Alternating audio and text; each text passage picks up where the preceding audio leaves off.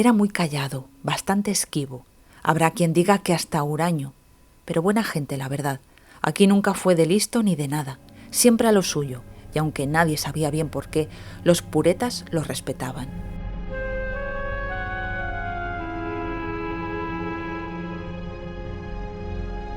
De modo que así empezó todo, al pasar esa puerta. El fin de semana en el que el Schuster obtuvo su primer permiso, al cabo de 4 años de haberse comido el marrón por no delatar a Francisco. Cuando volvió era una puta leyenda. No puedo decir que a ninguno de nosotros le extrañase que conforme salía hubiese un taxi esperando en la calzada con las luces de emergencia puestas. Y el Schuster salió con su paso siempre renqueante por la cojera crónica. La novedad era tal que hasta cupo en su cabeza la idea de encorvar la espalda para acariciar el suelo con las yemas de los dedos y santiguarse después. El Schuster era irrepetible, único. El sol rebotaba en su calva cuando escuchó el claxon del taxi. Al verlo, se puso la mano en la frente a modo de visera y esperó lo peor. Se frotó la calva, meditando si acudir o no. Se alisó el bigote con el índice y el pulgar de su mano diestra, antes de echarse el petate a la espalda y caminar hacia el vehículo arrastrando la pierna mala. De inicio se le torció el gesto al comprobar que se trataba de Francisco. Lo vio ahí, en el asiento de atrás, sentado como en un trono sobre una tapicería de cuero impropia para un taxi común. Pero nada en Francisco fue corriente, nunca. Hubo un segundo de silencio antes de que el Schuster subiera al auto. Atrás quedaban los barrotes del centro penitenciario, y Schuster volvió la cabeza unos segundos hasta que el horizonte y el relieve terrestre los hicieron invisibles. Luego se acomodó en el asiento, ya con la vista al frente.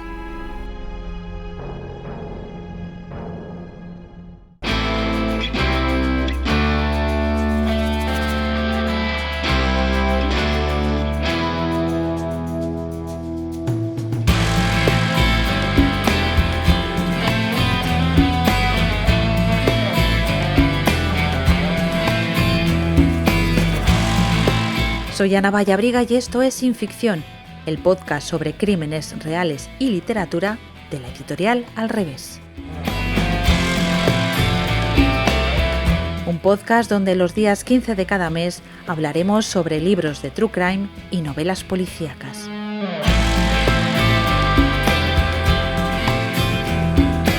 Sin Ficción es la colección de libros de Al Revés que aborda crímenes reales escritos por periodistas y criminólogos. Está dirigida por la periodista y escritora Marta Robles. Tienes más información en alreveseditorial.com.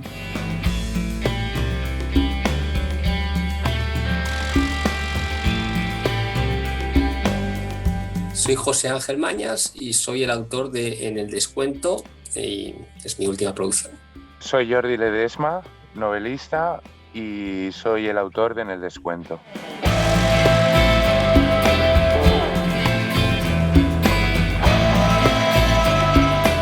Bienvenidos Jordi Ledesma, José Ángel Mañas. Es la primera vez que hablamos de una novela escrita a 4 manos.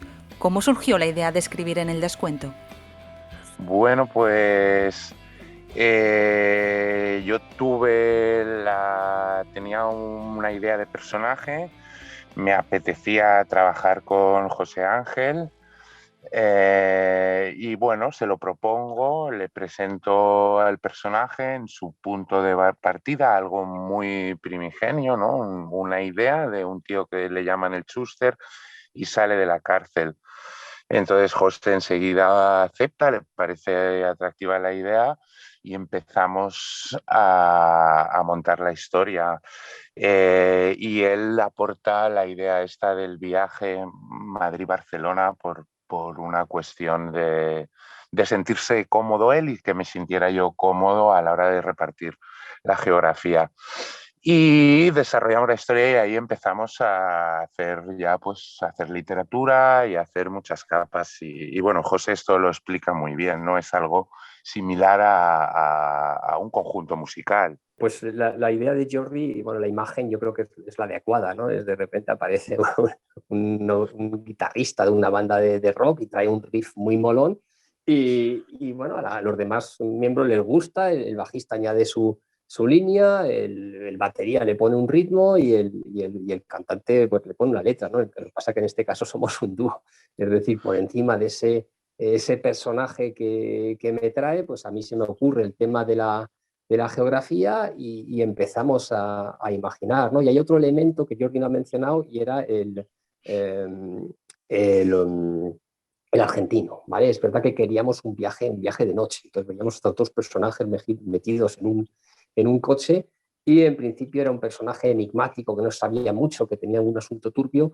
y bueno, lo que ocurrió es que ahí apareció Cisco, Francisco, que es el jefe de Schuster, aquel por el cual se ha pasado 4 años en el talego y de alguna manera bueno, Cisco le comió la tostada al argentino y al ser, claro, el dueño de unos clubes de carretera, etcétera, pues le dio como una dimensión mucho más social a la novela, ¿no? Y un arraigo más fuerte en la realidad. Y bueno, es sencillamente capas sucesivas bueno, que nos fuimos pasando las ideas el uno al otro y fue creciendo la novela. Sí, por cierto, le comentaba a Jordi que en ese viaje en carretera hacéis una parada en mi pueblo, en Candasnos. Me hizo mucha gracia leerlo en el libro. Me hizo mucha gracia, pero bueno. Esta es una novela negra en la que los protagonistas son los delincuentes y en este episodio de Sin Ficción vamos a hablar precisamente de los códigos, de las leyes no escritas que rigen el mundo criminal. ¿Qué tiene este mundo que atrae tanto a los escritores? Bueno, yo creo que el mundo del crimen, el mundo del AMPA, el mundo de la calle en general y de la calle a diferentes estratos sociales, creo que siempre ha sido muy literario. Sí que es verdad que los escritores de ficción pues le dan una pátina romántica bueno, yo siempre digo que uno sale de ver El Padrino y quiere ser Michael Corleone, ¿no? Y luego hay otra realidad que es mucho más dura, pero siempre hay un morbo, ¿no? Las páginas de sucesos de los diarios son muy, muy seguidas y pues creo que es bastante atrayente, ¿no? Y saber sobre todo de lo que es capaz de hacer el ser humano, ¿no? Sí, bueno, ahí has dicho, Ana, pues a nosotros lo que nos interesaba efectivamente es hacer pura novela negra y estábamos muy focalizados en ello, ¿no? Yo creo que los escuchantes se dan cuenta de que una cosa es la novela policíaca de policías, otra cosa es la novela detectivesca de detectives y la novela negra es la que está centrada en los criminales. Y bueno, a nosotros yo es verdad que tuve mis primeras experiencias con el género, intenté novela policíaca. Y a mí yo me sentía incómodo, ¿no? El otro día estuvimos en una charla pues, con Lorenzo Silva y Noemi Trujillo en Barcelona Negra y es verdad que Lorenzo, claro, él fue abogado, maneja muy bien las discusiones, bueno, todas estas complejidades que tiene la administración. Luego yo creo que también me suena que su padre o sea guardia civil o militar o algo así. Entonces, ese tipo de mundo él lo entendía muy bien y a mí yo me encontraba con la administración, con que son funcionarios, y a mí yo no me sentía cómodo, ¿no? Y de repente, claro, cuando di el salto a la novela negra, pues ahí es otra historia, ¿no? Yo creo que los criminales siempre tienen un sentimiento de alienación, de estar fuera muchas veces fuera, de alguna manera fuera, están en el mundo, en su mundo, pero de desconexión con el que yo empatizo, ¿no? Yo soy una persona que nunca o sea, decir, desde el principio me he dedicado a escribir, a la novela, que es una locura vivir de esto, entonces a mí me era más fácil, o sea, ese sentimiento de alienación, de estar al margen, yo conectaba mucho más, ¿no? Y evidentemente dentro de la novela negra pues tiene esta atmósfera propia que es, pues por una parte, una cierta atmósfera de anormalidad, ¿no? Que tú sientes anormalidad tanto en los personajes, hay algo que no va, como en el contexto social, ¿no? Que hay un cierto clima de degradación y de corrupción bueno, que es lo que nos engancha a la novela, al propio la novela negra pura, ¿no? Que yo creo que para entendernos pues es la que hacen pues Jim Thompson, Goodies, los grandes maestros, ¿no? Que están muy en contacto, que además conocen ese universo criminal y nos engancha porque, bueno, son capaces de describirte este mundo que dice que efectivamente tiene unas normas propias. El protagonista, Schuster, ese chofer al que contratan para llevar al argentino, era un futbolista con talento que desperdició su oportunidad. Ahora trabaja para este mafioso, para Francisco, que trafica con drogas, con mujeres. ¿Cómo aprende uno a ser delincuente? Supongo que viviendo esos ambientes, ¿no? Debemos imaginar pues que en las casas de los traficantes que se dedican al menudeo es algo que se ve, que se asume y que se ve en las calles y en determinados lugares. Es algo con lo que se convive desde muy jovencito, desde niño, diría yo, ¿no? Entonces, pues bueno, ahí un poco al hilo de lo que decías antes respecto a los códigos criminales, la calle te enseña cómo funciona ese mundo. Y luego, bueno, pues cada uno tiene más o menos ambición dentro de eso, ¿no? Aprendes un poco viendo y por emulación, como se aprende todo en la vida. Ujú. Sí, yo estoy de acuerdo. Es una cultura en la que, bueno, depende de quiénes son tus amigos, tus contactos sociales, pues te vas metiendo y efectivamente la calle es la que vertebra un poco el asunto. Schuster acaba de salir de la cárcel tras 4 años, acusado de un crimen que cometió su jefe, Francisco, y sin embargo él no lo delata. ¿Es el silencio uno de los pilares que rige este mundo? Bueno, como hemos comentado otras veces, más que un código de silencio, muchas veces es una lealtad condicionada por la violencia. Uno cuando va a prisión deja gente fuera, a esa gente hay que cuidarla, como es el caso de la relación entre Francisco y Schuster. Schuster no va a decir nada, Francisco va a cuidar a su familia, pero más allá de ese pacto, también es verdad que Francisco tiene gente dentro de la cárcel que podría hacer daño a Schuster si se lo propusiera, y ya no hablamos de lo que queda fuera, ¿no? Que es pues un hijo, ¿no? Y supongo que es bastante amenaza como para tomártela en serio y callar. Ujú. Ujú. Yo hablaría de códigos, o sea, de tribalidad, ¿no? O sea, en el sentido de que el Estado está lejos, ¿no? Yo tengo familia francesa, bueno, mi mujer francesa es maestra y es curioso porque hay como una diferencia entre Francia y España que es, ya lo comenta, cuando va con los chavales, fueron a un viaje que hicieron a otro, y los chavales hicieron una gilipollez, los chavales españoles hicieron una gilipollez, no sé si cogieron un extintor, o sea, una tontería. Pero una vez que sucedió, ninguno delató a sus compañeros. Había esa...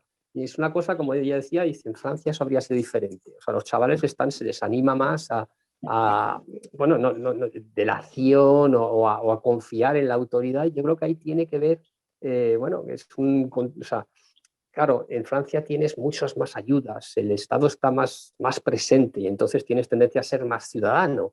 Y aquí, claro, el contexto, tenemos un Estado mucho más débil, mucho más lejano, con lo cual, ¿quién te está salvando eh, cuando las cosas van mal? Pues son las familias, ¿no? El contexto. Entonces, esa tribalidad, yo creo que esa sensación se agudiza con el mundo criminal, ¿no? Y los vínculos familiares y de amistad son fuertísimos. Y los demás vínculos que pudieras tener, pues político, con el Estado, con tal, eso ya es otra cosa secundaria, ¿no? Y yo creo que eso es o sea, me parece un concepto, la tribalidad interesante, o sea, muy anclado también en el mundo criminal. Antes Jordi ha mencionado El Padrino, ¿no? El mundo italiano también es muy parecido al español en ese sentido, ¿no? Es muy clan, muy familiar, lo más cercano, lo más básico, que en el fondo es lo mismo, pero da otros, bueno, tiene un desarrollo emocional diferente, ¿no? Siguiendo con esto, en el libro aparecen mafias senegalesas, moldavas, sudamericanas. ¿Comparten un código común? ¿Cómo conviven estas mafias? Bueno, creo que un poco estos códigos son universales totalmente, ¿no? Y como decía José, es algo súper tribal. Y la amenaza y las maneras de hacernos daño, ¿no? De coaptarnos para cometer según qué, pues bueno, todas se basan eso en el poder, y el poder del otro lado de la ley se, se lleva a cabo a través de la violencia, y en ese aspecto pues sí, hay una serie de jerarquías, y generalmente se deben todas a la ley del más fuerte, ¿no? En ese aspecto es, bueno, pues podríamos decir que sí que se estructuran de alguna manera como empresas, a imagen de las empresas legales, ¿no? A la hora de que son estructuras diseñadas para ganar dinero.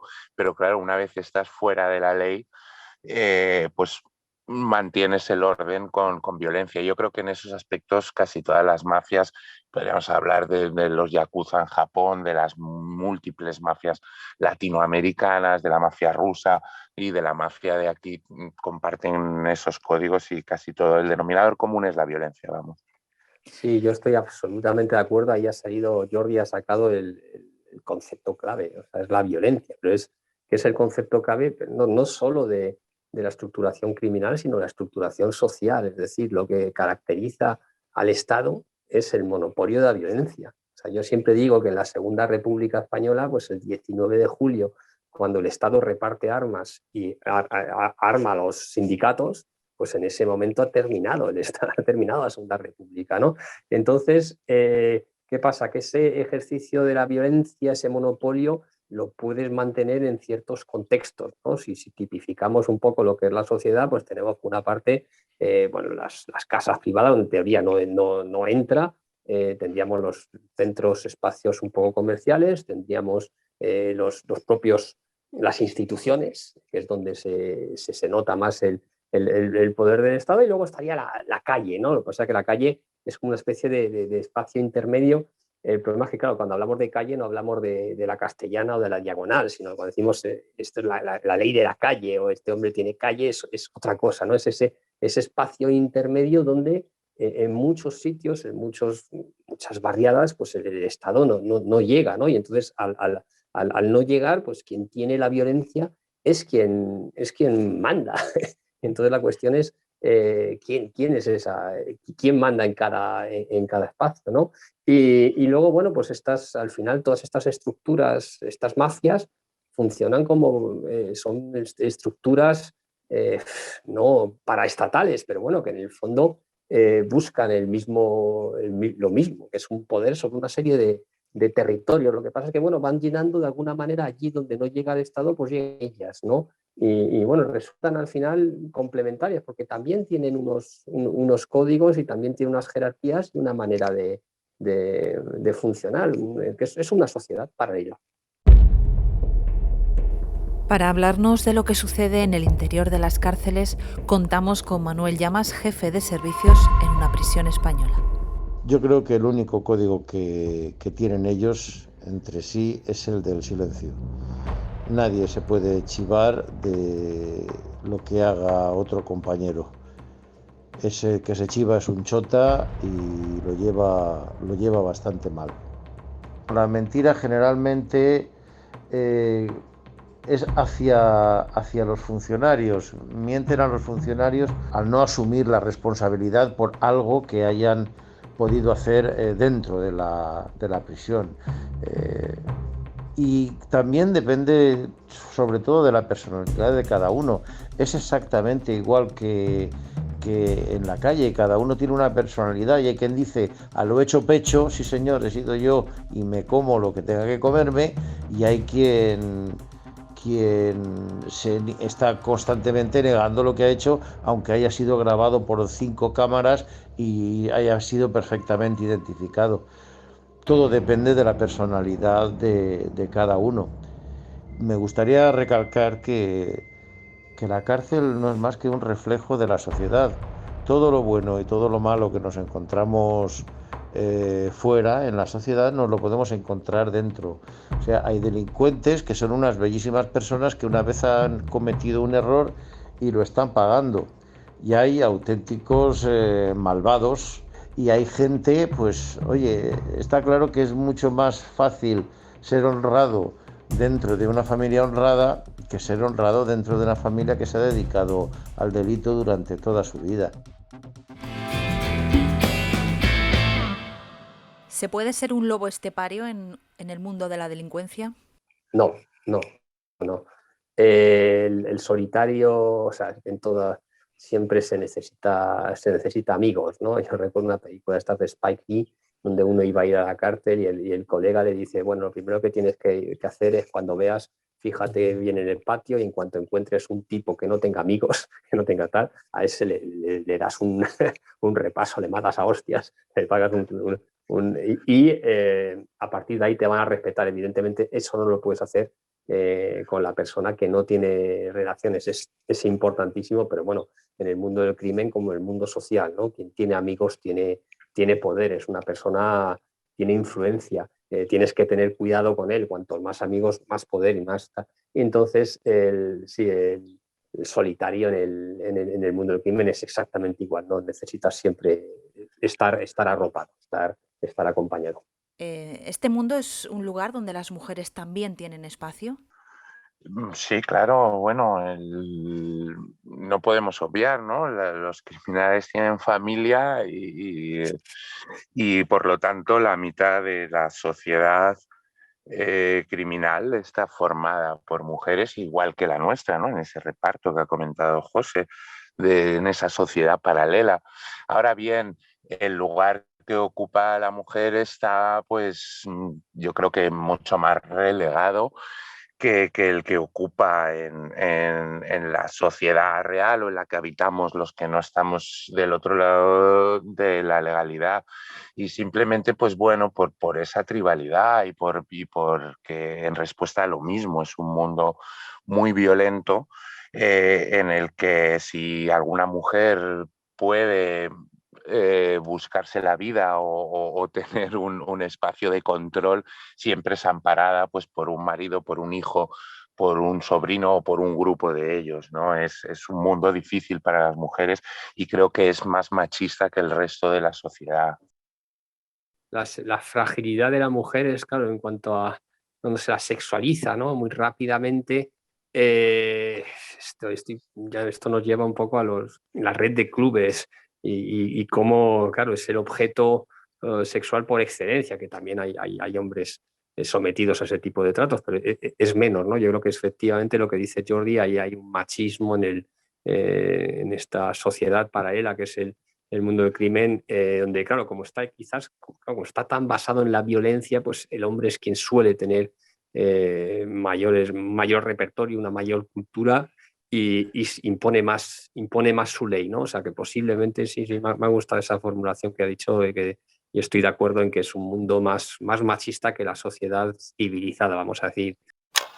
Respecto a lo que me preguntas de las cárceles de mujeres o de los módulos de mujeres en las cárceles generales, yo no he apreciado excesivas diferencias entre el modo de comportamiento de unas y de otros.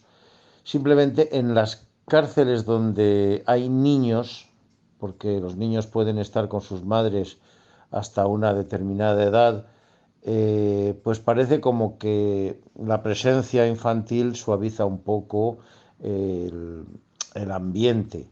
Pero en general no he visto yo excesiva diferencia o prácticamente ninguna diferencia entre los módulos de mujeres y los módulos de hombres. En este mundo violento que planteáis en el libro, ¿qué es lo que un delincuente no puede permitir? ¿Cuáles son esas líneas rojas? Bueno, en el caso de Schuster y también pues hilando un poco con lo que comentábamos antes o tú le preguntabas a José si tenía lugar, ¿no? Ese ser solitario enfrentado a todo, creo que es algo muy literario, ¿no? Bien como ha dicho José, quizá en un mundo fuera de la ficción, ¿no? En un mundo real necesitas unos apoyos y Schuster sí que los tiene, pero lo que tiene Schuster son un código moral de alguna manera inquebrantable, ¿no? Y un sentido particular de la justicia y bueno, está claro que lo va a llevar hasta la última consecuencia. Creo que es lo que lo hace un personaje singular. Singular y atractivo, ¿no? Yo creo que es lo que te engancha a Schuster, es que efectivamente él navega en ese mar de fango y sin embargo es capaz de mantener la cabeza alta, ¿no? Que tiene esa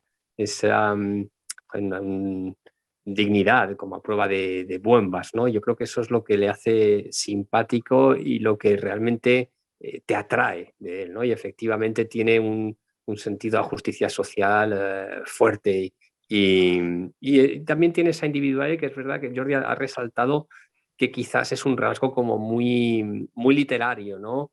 En todo caso, claro, es nuestro héroe y tienes que darle esa singularidad y trabajas con ello, ¿no? Con estas, hay una parte, claro, aquí se juntan los códigos de la calle, por decirlo así, los códigos realistas y con los códigos literarios del género negro, ¿no? Que también están presentes y nosotros hacemos una mezcla de las dos cosas, ¿no? Y ahí es lo que es la literatura negra. Pero, por ejemplo, en el caso de que te deban dinero, pagar las deudas, hacer que paguen tus deudas, eso imagino que es importante, ¿no? En un mundo tan violento donde las leyes las marca el más fuerte. Totalmente, eso ahí necesitas el respeto. Si no te respetan, es que el problema es que te deja de pagar uno y no te paga nadie. Entonces, claro, no lo puedes permitir. Entonces, es una de las leyes básicas, esperamos, es de esos de primaria de criminal, por decirlo así. Pero efectivamente, pese a ello, no deja de ser una ley amplia que cubre todo el espectro criminal y que yo creo que no se puede despreciar, son principios básicos. Preparando la entrevista hablábamos con Jordi de que a veces es más barato, ¿no?, matar al camello que pagar la deuda. Bueno. Sí, bueno, eso es una cosa que es real y funciona también en Latinoamérica mucho más, ¿no? Donde el precio de la vida es bastante más barato que en Europa, por suerte para nosotros que somos europeos. Pero sí, hay muchos casos de deudas entre narcotraficantes en las que sale más barato contratar a un sicario y matar al tipo al que le debes X dinero, ¿no? Bueno, pues no deja de ser también un balance económico, ¿no? Pero sí, es una situación que se ha dado bueno, pues no deja de ser curioso. Parece que el mundo de la delincuencia transcurre en una esfera paralela, pero las clases altas, las clases medias, tal y como reflejáis en el libro, tienen relación con los delincuentes. Hombre, por supuesto, yo creo que es una cosa evidente, ¿no? Que la delincuencia es universal y que hay en todos los estratos de la sociedad. Lo que pasa es que ahí sucede que el delito de guante blanco, vamos a decir, el desfalco económico, que es lo que suele ser, pues está siempre considerado de otra manera, está penado de otra manera y claro, cuando uno va a las cárceles, pues te encuentras con mucho menos delincuente de guante blanco que delincuente popular, ¿no? Entonces, bueno, eso es la estructuración del sistema penitenciario, es una anomalía del sistema penal, pero desde luego en la sociedad está a todos los niveles hay delincuencia, ¿no? Y en nuestro caso queríamos verlos, es verdad que sabíamos la mitad de la novela es este submundo nocturno, clubes y tal, y bueno, que es un momento, ahí también se mezclan las clases, por supuesto, unos deportes favoritos de la clase alta es encanallarse y es descender a estos submundos, eso siempre ha sido así en todas las épocas de la historia de la humanidad, y bueno, nos gustaba tocar, o sea, que ver ese punto en el que se tocaban y hay un momento también en el que había que salir, o sea, por la lógica narrativa, Schuster tenía que emerger a la superficie, entonces hay una trayectoria ascendente y hace que se va a encontrar en este caso pues son unos clientes, ¿no? Oriol y Neus, que de alguna manera bueno, son los responsables de los sucesos criminales que se dan en la novela, pero esos responsables, claro, puramente económicos, son los clientes, ¿no? Sin ellos, sin ese público, pues no se darían los hechos que nosotros recreamos, ¿no? Y bueno, pues eso es cuando ves la serie The Wire, que siempre dice, bueno, si sigues el dinero no sabes lo que vas a encontrar, ¿no? Y bueno, lo que decía, si sigues las drogas encuentras delincuentes, pero si sigues el dinero encuentras todo. Y era un poco, bueno, forma parte de esta lógica de crimen, y era lógico que en la novela pues tratáramos también este tema. Sí, totalmente de acuerdo. Supongo que esa relación nace de ciertas necesidades que pueda demandar la clase alta. Y creo que ahí emerge una figura como son las de los conseguidores, ¿no? También muy atractiva, gente que es capaz de bucear en los dos mundos y ser una persona resuelta en los barrios periféricos donde, como comentaba antes José, no llega la autoridad, y mezclarse con la autoridad del lugar, y luego también saber pues aguantar el tipo y saber relacionarse, sobre todo para que esa clase alta te acepte como elemento pues, ese puente, ¿no? Con sus necesidades, ya sea a nivel de drogas, sea a nivel de pues, necesitar algo vital para ti, o podríamos hablar hasta de matar a alguien, ¿no? Hay gente que sabe desarrollar esa labor comercial, y también es súper llamativo, ¿no? Y llama mucho la atención. Y el dinero es importante. Jordi menciona siempre, es verdad que hemos hablado de mucha violencia, el dinero. El dinero es mercantiliza todo, ¿no? Y está, claro, totalmente presente en el crimen. Al final es un negocio, responde a esa lógica comercial. Algunos delincuentes muestran rasgos psicopáticos, pero otros no lo son, y eso también resulta sorprendente, ¿no? Que sean tan parecidos a nosotros, que supongo que ninguno de los tres somos de aquí ningún delincuente, ¿no? Pero es sorprendente.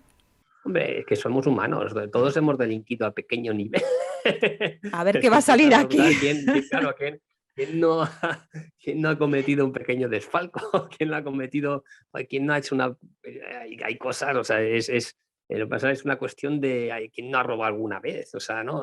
Mira, pregúntaselo a Cifuentes, o sea, quiero decir que todos tenemos, o sea, son pulsiones humanas, todos hemos resuelto con la violencia nuestros problemas en el patio del colegio o en el barrio entonces todos hemos recurrido, es decir, todos tenemos esa componente, creo que no hay nada que nos distinga más allá de la cuantía, ¿no? De esa gente que pueda estar un momento en la cárcel, ¿no? O sea, entonces, bueno, es una cuestión de cantidad en todo caso, y no de calidad lo que nos diferencia, pienso yo, así Sí, a bote pronto. José Ángel, pero sí que es verdad que tú estás comparando el que nosotros tenemos rasgos de, bueno, hemos podido cometer algún pequeño delito o usar métodos poco lícitos, ¿no? Pero yo creo que lo que más llama la atención es justo lo contrario, que esas personas a las que consideramos tan diferentes a nosotros, de alguna manera, o tan alejadas, puedan mostrar a veces tanta violencia y a la vez tanta ternura o emociones tan parecidas a las nuestras como con su familia o en otros entornos, ¿no? Eso resulta más inquietante, yo creo.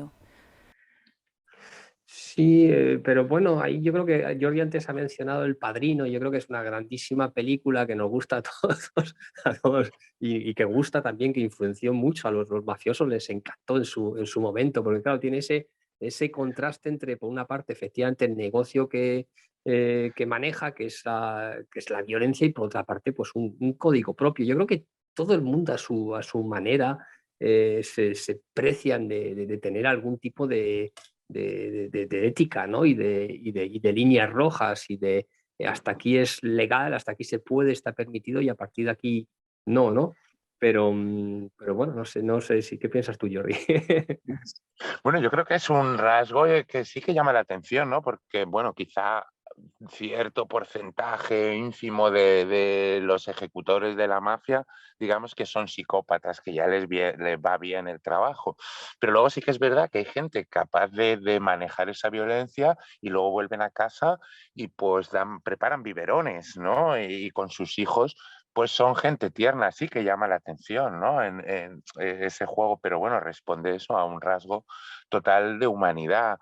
Pero lo podríamos llevar también a cualquier terreno profesional, ¿no? Hay gente, hay, pues yo qué sé, directores ejecutivos que son tiburones despiadados, que someten a sus empleados, y luego pues supongo que serán padres excepcionales, ¿no? Yo estoy bastante de acuerdo en que forma parte de la humanidad, ¿no? Y necesitas también un poco ese disfraz para hacerte imponer, pero luego tienes tu corazoncito. En alguna ocasión hemos hablado incluso de Francisco, ¿no? Que es el personaje, pues, que lo hemos construido para producir cierta repulsión, pero no deja de ser un tipo muy humano y cuando lo analizamos en profundidad muy vulnerable incluso, ¿no? Y creo que eso es súper interesante. Luego hay un rol, o sea, hablando de profesiones sociales, una que está clara, o sea, que hablando de violencia, pues es los soldados, ¿no? Que les exigimos que sean violentos cuando queremos que sean violentos en situaciones que estipulamos que aquí es correcto matar a gente y hacer esta cosa, más o menos, y luego queremos que paren, ¿no? Y también eso respetamos. Entonces, claro, según cómo son comportamientos que también bueno, los incluimos dentro del espectro que consideramos socialmente aceptables, ¿no? O sea, en el fondo el crimen no es más que un pasito más allá, pero es lo mismo de alguna manera, es un mundo aparte, pero con unos códigos muy similares, ¿no? Porque en el fondo todos somos, sí, es lo que dice George, somos humanos. Me comentabas, Jordi, fuera de micro, que algunos delincuentes se fugan de la cárcel solo para irse a tomar unas copas con los amigos. A mí eso me dejó impactada. Sí, bueno, he conocido algún caso aprovechan una excursión o alguna actividad que hagan y luego va la policía y los pilla en casa de su madre, ¿no? Ese caso que yo te comentaba, pues lo habían detenido al tipo en casa de su madre y había estado por ahí por el barrio tomándose unas cervezas. Bueno, pues eso, la tentación, pero yo creo que esto también es muy humano, ¿no? Y luego a ese hombre le cae pues más condena o tendrá una penalización de alguna manera, pero le da igual o en ese momento le da igual, ¿no? También nos ha pasado, si lo llevas al ámbito de niño, pues yo qué sé, yo a veces me he quedado más rato que jugando en la calle, sabiendo que si llegaba tarde mañana me iban a castigar, pero bueno, te da un poco igual, ¿no? Y esto sí, lo comentábamos dentro de una delincuencia más mundana, también más amable, en un contexto más social, de falta de aspiraciones y sobre todo en una situación de desigualdad respecto a muchas cosas.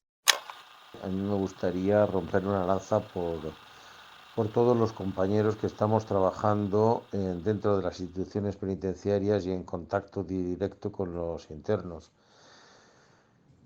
Y siempre con escasez de medios y con escasez de personal. Y con la única defensa de un bolígrafo y un walkie-talkie. La misma gente que vemos en los telediarios que roba, que mata, que viola, que secuestra, es la gente con la que nosotros tenemos que pasar muchas horas de nuestra vida. Y es un trabajo difícil y complicado. Nadie entra en la cárcel porque quiere y ahí tiene que someterse a unas normas y a una disciplina que no acepta. En muchos casos no la acepta. Y ahí estamos nosotros sin armas, sin medios y solamente con el poquito respeto que queda hacia el uniforme. Pensad que puede haber en un módulo con 160 internos, puede haber 2 funcionarios para hacer toda esa labor que os he explicado. Mantener una cierta disciplina, organizar la vida de ese módulo y procurar mantener el orden y poco más. A poco más pueden llegar. A mí me gustaría que se nos quitase de encima, aunque sé que es imposible, el estigma del carcelero. Los funcionarios de instituciones penitenciarias tenemos una labor muy difícil, muy ardua y muy sacrificada. El protagonista de la historia fantasea con conseguir el dinero suficiente para montar un negocio legal y tener una vida normal. ¿Es fácil salir del mundo de la delincuencia?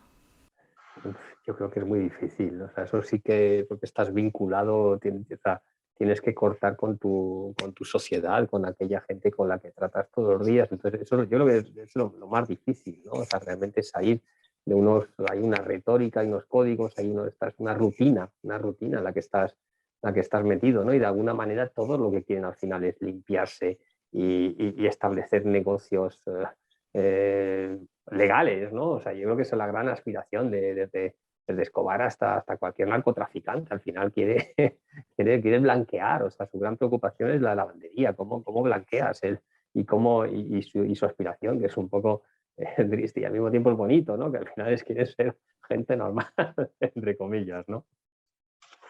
Sí, bueno, yo creo que en el caso de Schuster, lo que le pasa a Schuster es que principalmente él solo sabe hacer dos cosas: lo que hace con Francisco y jugar a fútbol. El jugar a fútbol quedó atrás hace demasiado. Entonces está supeditado pues eso, a la influencia de otras personas y también jugamos en la novela con la idea, ¿no? Se habla de que él puede salir cuando salga de prisión, podrá tener un trabajo normal, pero también tienes que satisfacer unas carencias y una serie de cosas que van más allá de ti, ¿no? Entonces, en el caso de Schuster es poder mantener a su hijo en contraposición con las posibilidades de su madre, que vive con un hombre adinerado. Y entonces te ves un poco en una red. ¿Habrá más aventuras de Schuster? Pues sí, por supuesto. Estamos trabajando en ello. Es que Schuster es un universo, ¿no? Es un universo que ya hemos arrancado y que ha de crecer, ¿no? Tal y como lo dejamos, pues está claro que hay muchas cosas por decir, ¿no? Yo creo que, bueno, no pensamos, o sea, yo creo que Jordi y yo, o sea, no nos gustan tampoco las series demasiado largas, o sea, no está pensado así. Yo creo que las series tienen, realmente la pensamos como una serie en primer lugar, es verdad que es Schuster, pero al mismo tiempo es alguien, o sea, que no lo llevaremos más allá de que pensemos lo que pensemos que debe, que puede dar de sí este universo, ¿no? Pero vamos, creo que por el momento está claro que Schuster tiene, o sea, que dan ganas yo a juntar un poco por la reacción de los lectores, que la gente pide más y que nosotros pedimos más, ¿no? Y le pedimos más al personaje y el personaje está dispuesto a darnos más. Entonces, por lo menos una segunda seguro. Y luego a partir de ahí pues veremos la sensación que tengamos cuando acabemos con la segunda. Y bueno, creo que José lo ha contestado todo, ¿no? Yo también creo que las sensaciones que hemos tenido respecto a una de las cosas que nos propusimos era escribir una novela de género pura y dura, y al principio de la entrevista lo ha dicho José, ¿no? Pues ¿por qué nos gusta Goodies? ¿Por qué nos gusta Thompson? ¿Por qué nos gusta Rendell? ¿Por qué nos gustan determinadas novelas? ¿Por qué nos gusta Prótesis de Andreu Martín? Y en ese estudio o emulación creo que nos hemos sentido muy cómodos y hemos sido capaces de generar un personaje, como dice José, que es capaz de darnos más, ¿no? Y bueno, dentro de ese juego de querer reconstruir esa novela negra, creemos que podemos seguir, mantener el personaje, mantener el tono y crear por lo menos otra, ¿no? Como bien dice José, sí, muy contentos y con ganas. Recordad en el descuento de Jordi Ledesma y José Ángel Mañas. Muchas gracias. A vosotros. A vosotros. Si no quieres perderte ningún episodio, suscríbete al podcast. Y si el capítulo te ha gustado, sería estupendo que nos regales unas estrellas o le des a me gusta. Ya sabes que estaremos de nuevo contigo el día 15 del próximo mes. Gracias por escucharnos y por leernos.